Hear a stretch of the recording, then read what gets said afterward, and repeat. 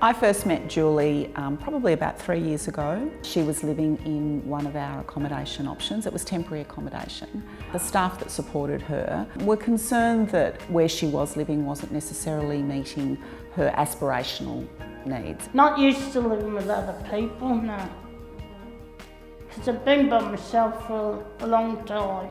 So for the time that I've known Julie, she's wanted to live on her own. She really likes her own space. And she's a really independent person, and I think that she really wants to be the most independent she can be. The staff that worked with Julie used the lifestyle mapping tool as the basis for actually identifying what were the needs that Julie had now that we needed to be planning for. And to do that, they also needed to be very clear about what were the things in Julie's life in the past that were now affecting the type of support that she needed now. She has an individual support package, which means that she has funding to support her however she would like that support to work for her, and in accommodation that support is used to help her maintain her living skills. So there was an opportunity to look at one of the existing houses and actually try and create a space for Julie that was going to meet all of those needs. As part of the redevelopment, we had created a really strong relationship with the department and with the architects and with the builders.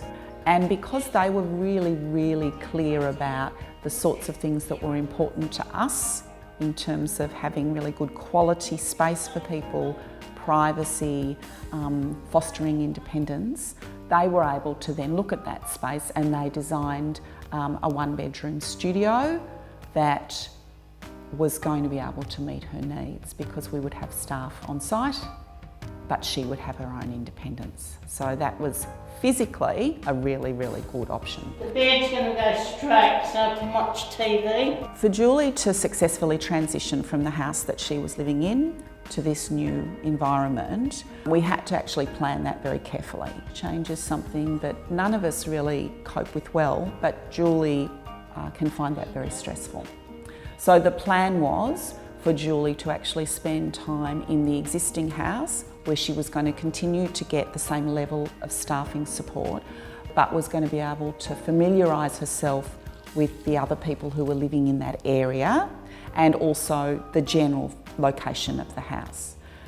The added advantage of that was that Julie was then going to be able to see her new unit being built and actually be part of the building of her new house.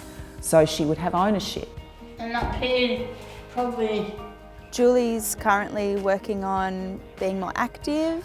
She's also learning how to cook and how to cook healthy meals that are good for her. She's also spending a lot of time in the community doing different activities where she can meet new people so that she can meet more friends. In the last few months we've seen a dramatic change in terms of her really wanting to be involved in the things that are happening in the house and with other people in the house. So it's been a good thing. It's fantastic to see her maintain friendships in a positive way and have those relationships with the wider community. The way that she has settled very well in the house has really allowed us to work with her using positive behaviour support strategies, and all of the staff have been using the same strategies. Active support is really about meeting the person where they're at in their life and working in partnership with them towards their goals that they've identified in their plan. Julie really wants to be independent, and she really wants to make new friends, and now that she's living in her own home, she can have the opportunity to have people over at her house. Julie also shared with me that she wants to meet a partner one day and fall in love, and her living in her own space gives her the freedom to do that. We can already see that Julie's much happier, and I think that if Julie's more content, then it'll be easier for her to achieve her goals.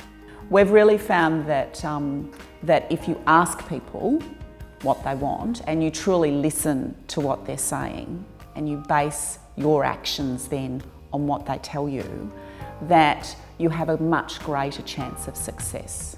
that they actually achieve the specifics of what they want in their life, and that you can then work on the outcomes that are most important to them.